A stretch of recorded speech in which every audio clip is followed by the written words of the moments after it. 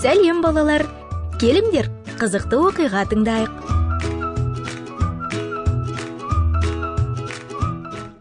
Рут пен Филипп Терриге сыйлықтарды орап, жолға шықты. Олар сыйлықтарды көрген науқас досының қалай таң қалғанын елестетті. Олар орманда Терридің анасын кездестірді. Ол жолда жылап жүрді. Рут оны жұбатуға тырысып, оны сүйіспеншілікпен іздейтін және оған көмектесуге дайын ізгі бағушы Иса туралы айтып берді. Біз сізге осына келдік. Барымыз осы. Бұл ақшаға Терриге сүт сатып алсаңыз болады.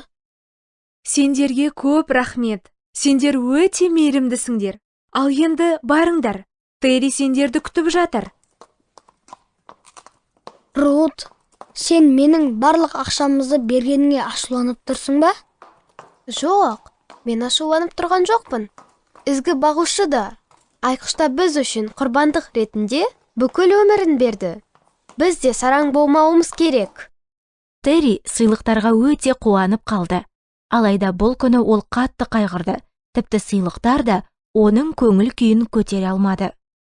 Дәрігер менің сауығып кетпейтінімді айтты.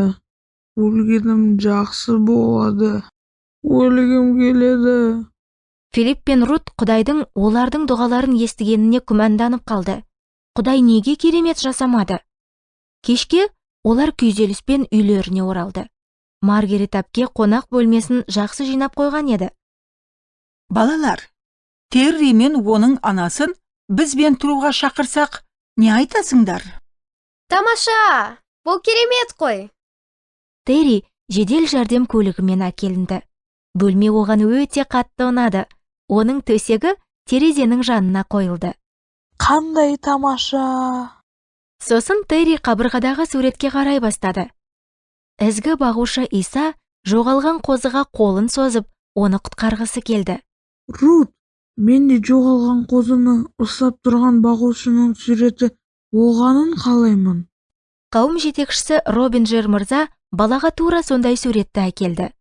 Сол суретте көптеген қой болды. Иса алдында жүріп, бір қозыны қолына алып жүрді. Ол оны қайда апарып жатыр? Үйіне. Ал оның үйі қайда? Иса иеміздің үйінде. Жылау да, қиналу да жоқ жерде. Қиналу жоқ жер ме? Барлығы сонда барады ма? Ізгі бағушыға тиесілі адамдардың барлығы барады. Мен де оған тиесілі болып, оның үйіне барғым келеді. Терри суретті қолына ұстап дұға етті. Сосын ол ұйықтап қалды. Ал бұл не болды екен? Түннің ортасында үйде қадамдардың дыбыстары естіліп жатты ма? Бұл туралы келесі бөлімде білетін боласыңдар. Жақында кездескенше балалар, менің атым Әлия.